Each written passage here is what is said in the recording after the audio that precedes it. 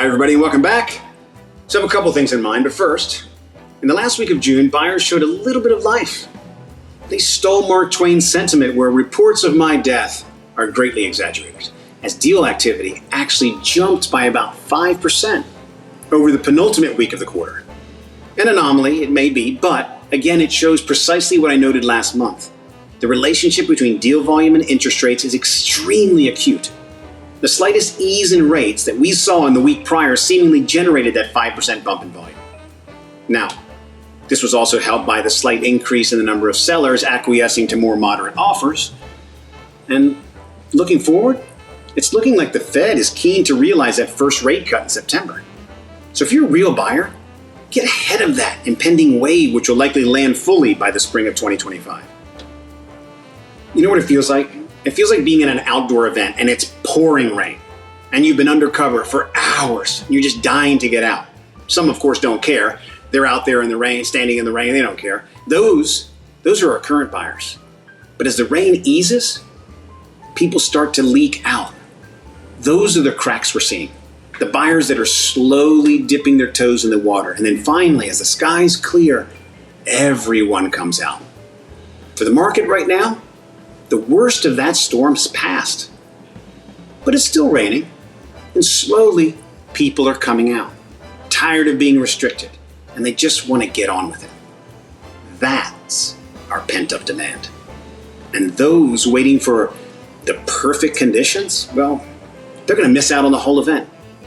People are dying to buy. They're just waiting for the rain to clear just a bit more.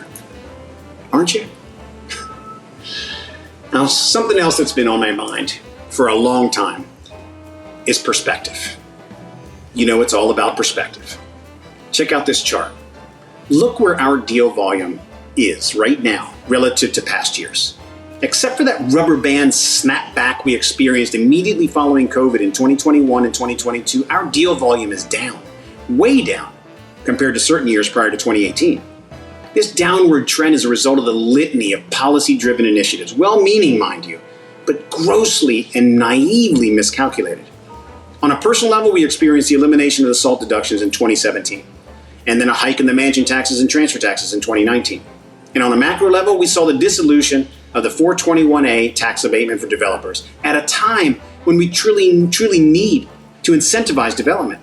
The proponents of eliminating those incentives thought that, hey, we're taking it from the big greedy developers and leveling the playing field. The intent was to provide more housing for the less affluent, but instead, it finds us in a place where we're barely seeing any construction whatsoever, particularly housing geared toward that particular sector, making the city, simply by a supply and demand principle, even less affordable.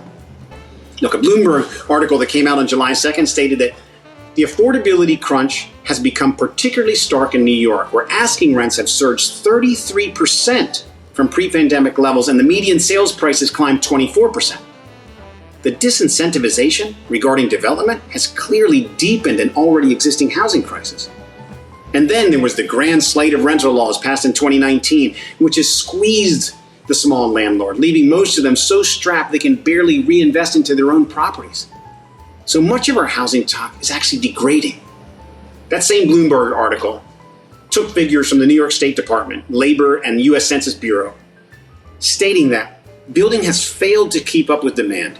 From 2010 to 2023, the number of jobs in the city rose 25%, outpacing the city's housing stock growth, which was only 7%. That's a big gap. So the people supporting all those misguided initiatives are all playing small ball. They're not considering that this is a long game. We must look towards the future. We need to plant seeds for growth. Yes, the developers are going to make money, lots of money, but who cares? They're going to make money anyway. Look, they're the ones who are taking all the risk. If they're willing to put hundreds of millions of dollars at risk and we benefit from it, knock yourself out. As long as everyone is better off. Look, we are better off when we're all thriving. Imagine. More development provides more jobs, more housing. More housing creates a more resilient and healthy community, a safer community. And a safer community means more transactions, i.e. revenue for the city, much more revenue for the city. Heck, we could use the money for all those other things. And I know I'm oversimplifying the issues, but we need to modify our perspective, our mindset.